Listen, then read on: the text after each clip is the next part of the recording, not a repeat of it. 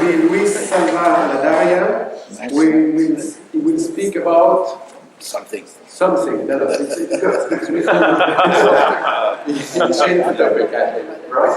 Thank you, Professor Meta. Thank you, Jerome, and all the board of Presbymania to invite me to this very important event of homological level. At the end, I have changed my talk, and my colleague, Dr. Haneke from Germany, and I, we are going to present femtocatheteral surgery with preloaded IOL.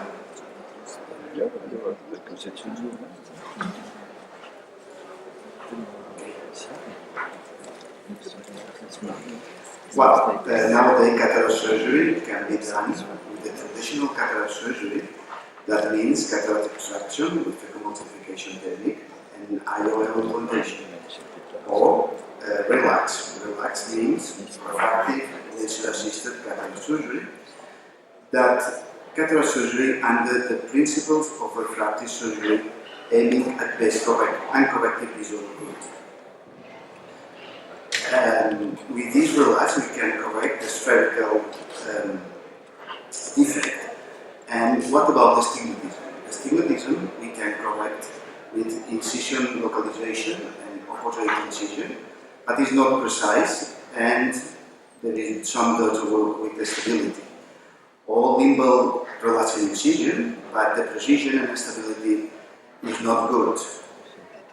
Or the bioptics, high precision, but additional surgery must be done, and not everybody has laser refractive infrastructure to do that.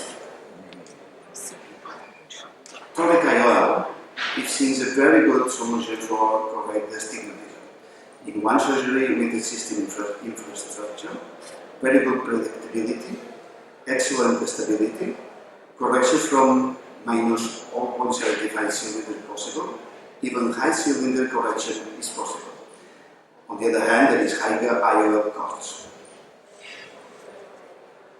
It's very important that all exam pre-op, the topography, the echography, the very good refraction, the retina exploration, the anterior segment exploration, and the most important thing is to talk with the patient to explain all the details. Every patient in our clinic is higher with a higher astigmatic than 0.75 diopters is offered a toric lens. And there is a customized consultation. And after that, a second control IOL master topography and the photo IOL positioning and a calculation of IOL is ordering and the preparation of breathouts for positioning. We receive the result from the OIA with the toric calculator, and this is the OIA ESET toric 351. This material is hydrophobic acrylic, and we have to know that the optics at the end is a PMMA no stick that is very important to avoid fibrosis. Here's the pre-loaded OIA ESET. And there is no surgical induced astigmatism. We perform femtosecond laser-assisted cataract surgery, as I told you before. Usually you perform a capsulotomy and lens fragmentation with a laser femtosecond system.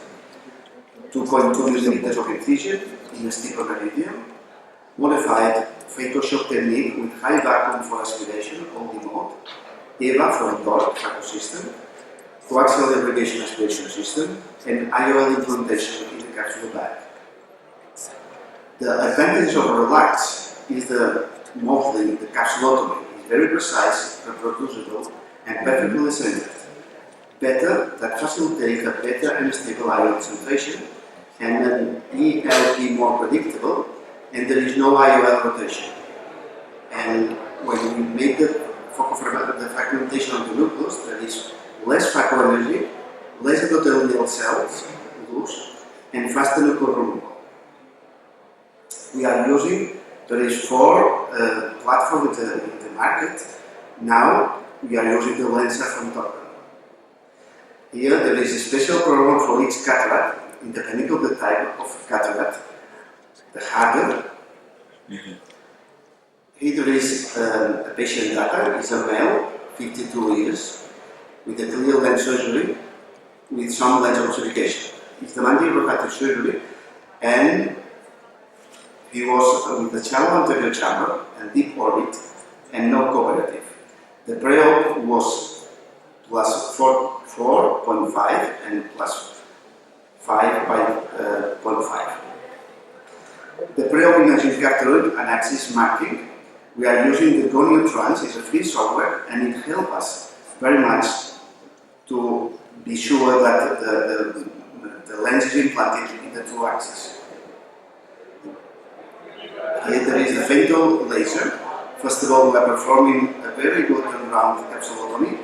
We have to note that in our hands, 100% of cases, we are very complete capsulotomy. After that, the knuckle fragmentation with these 4 cuts pre-chop. This male, after surgery, there is a post-op without astigmatism.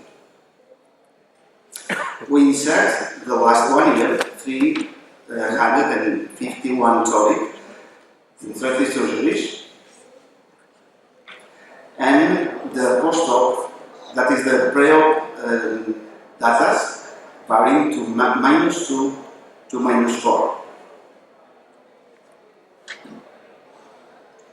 And the results, there is, here you can see at the graphics, and there is very small variation with the measurement axis. Thank you very much.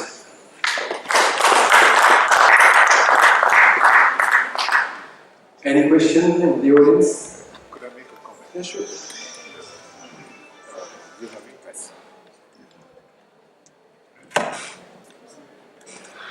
Yes. I think not working.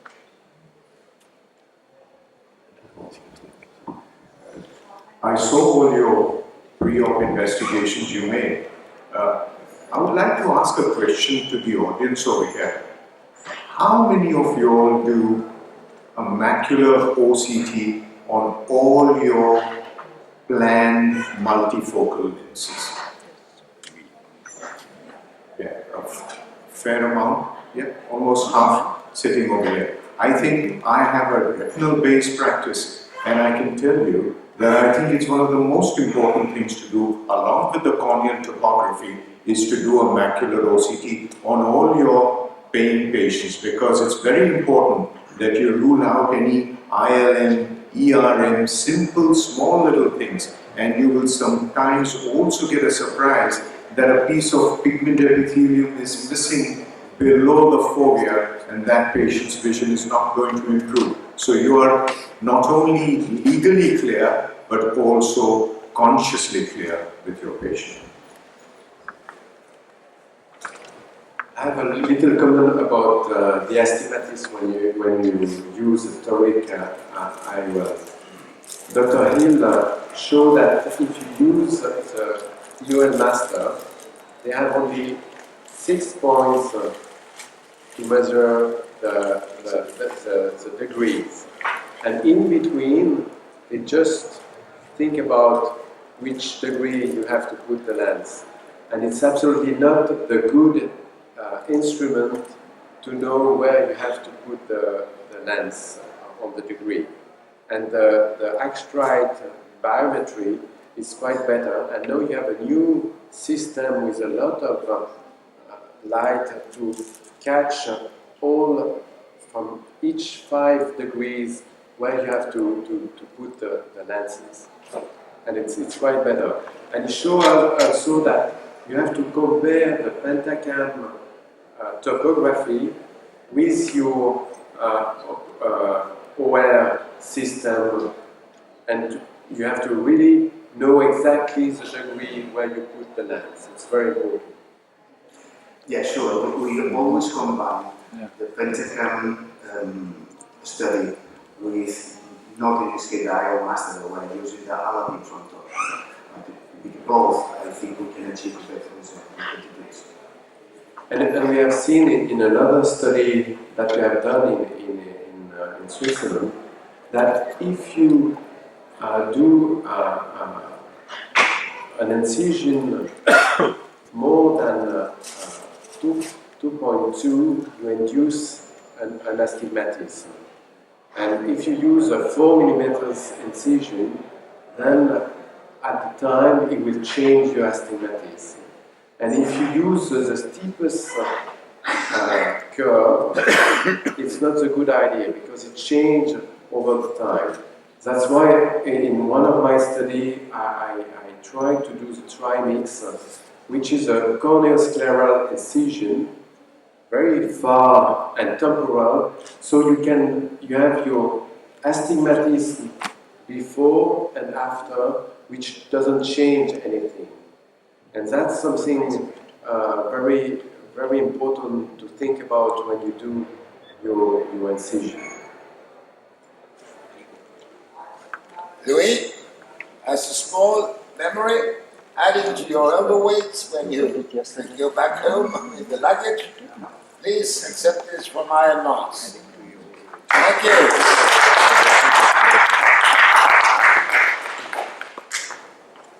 Okay.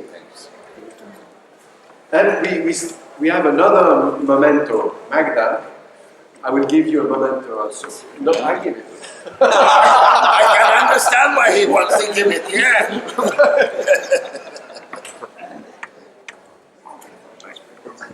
It's a memento from Ireland. Hello. To thank you to come here and to have your talk. Thank you so much. Kiss. Oh yeah. Now you understand why he wanted it.